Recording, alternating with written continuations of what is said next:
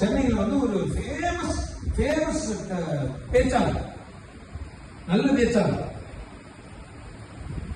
பயங்கரமா பேசுவோம், சூப்பர் பேச்சாளர். அவங்க அந்த பட்டிமன்றங்களா பேசுவோம் தெரியுமா, அந்த மாதிரி ஒரு பேச்சாளர், பேர் சொல்ல விரும்பல, பயங்கர பேச்சாளர், சூப்பரா பேசுவோம்.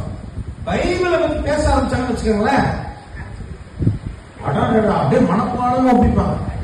அவங்க இங்க யாரோ ப்ராட்டஸ்டன்ட் இந்த ப்ராட்டஸ்டன்ட் பைபிள் இருக்குல்ல, அது கிஃப்டா கொடுத்துருப்பாங்க போல இருக்கு. அப்படியே சூப்பரா அந்த வசனங்களை அப்படியே ஒப்பிப்பாங்க. சொல்றாங்க, ஐயோ பைபிள் என்பது ஒரு தேன் கூடு, அது அல்ல அல்ல அல்ல, அவ்வளவு அமுதம் பிறக்குது, எல்லாரும் பைபிளை படிங்க.